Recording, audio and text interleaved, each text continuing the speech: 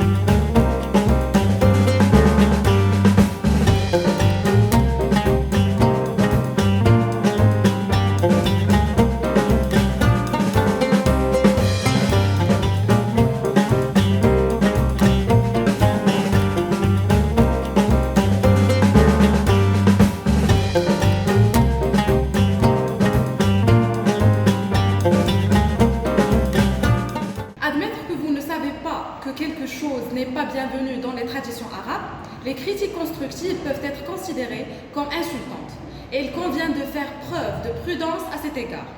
Le style vestimentaire des femmes arabes oblige les femmes à se couvrir la tête pour mettre le respect même si elles portent des costumes occidentaux. La place de la femme dans la société arabe est si précieuse qu'un homme doit se lever quand une femme entre dans la pièce. La famille est au cœur de l'honneur, du dévouement et de la réputation. Dans la culture arabe et islamique, les hommes sont les chefs de famille. Vous devez serrer la main des hommes avec qui vous faites affaire. Mais faites attention de ne pas trop serrer la main. Il est important de développer le respect et la confiance avant de commencer à faire des affaires avec les Arabes. Concernant les interdictions communes dans la cuisine arabe, parce que la culture arabe et les traditions islamiques sont étroitement liées, les Arabes ne mangent pas de porc, de nombreux animaux carnivores et d'animaux marins sans écailles. L'alcool est l'une des principales interdictions dans les pays arabes. Tous les animaux qu'ils mangent sont abattus conformément aux règles islamiques. Le menton est le type de viande le plus populaire. Selon la culture culinaire et le mode de vie arabe, les collations du thé, de café sont toujours proposées aux clients. Le refus de ces offres est considéré comme impoli, dans la mesure où ils représentent leur amitié et le respect. Dans la culture arabe, il est plus approprié pour vous de ramasser tout ce qui vous est servi avec votre main droite. On parle souvent d'un nombre arabe qui serait uni par des liens religieux, linguistiques et historiques. L'une des conséquences de cette approche spécifique de cette région du monde serait l'existence d'une certaine homogénéité entre tous ces pays, homogénéité qui se traduirait aussi bien en termes culturels. J'affirme ici qu'il faut aller au-delà de ces clichés et prendre en compte la grande diversité entre ces différents pays, sans oublier cependant quelques importantes similitudes entre eux.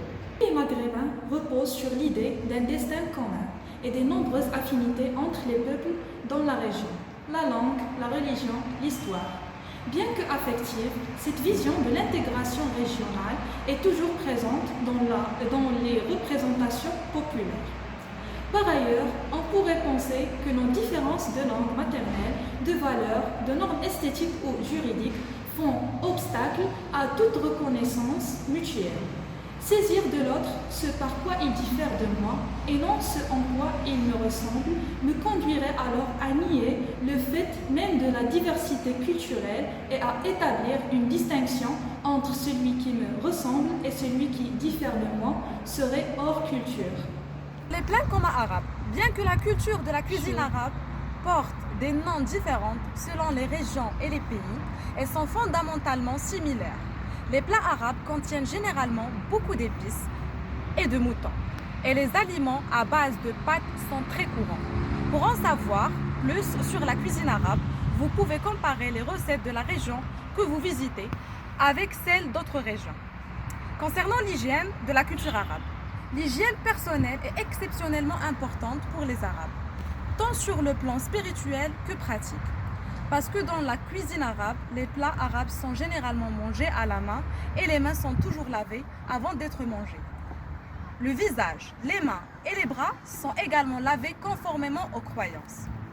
Ensemble, les similarités représentent des traits d'union qui mènent nécessairement à une identité culturelle au sein de la région. Le critère de la langue comme point commun à ces différents pays arabes paraît problématique.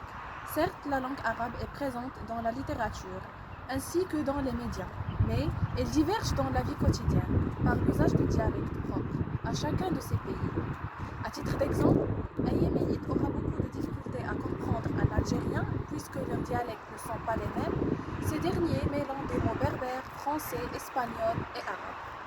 La culture constitue un puissant levier pour tisser les liens par-delà les différences. Elle fédère les populations et soutient ainsi la cohésion sociale, la paix et la sécurité. Malgré cette fonction unificatrice, les 20 dernières années ont été marquées par une instrumentalisation croissante de la culture à des fins de division. La culture a été, de manière croissante, utilisée pour inciter au conflit entre les pays maghrébins et dominer leur société affaiblie. Cette exploitation de la culture a non seulement contribué au prolongement des crises et à la résurgence des conflits, mais également à la privation de l'exercice des droits de l'homme, notamment des droits culturels.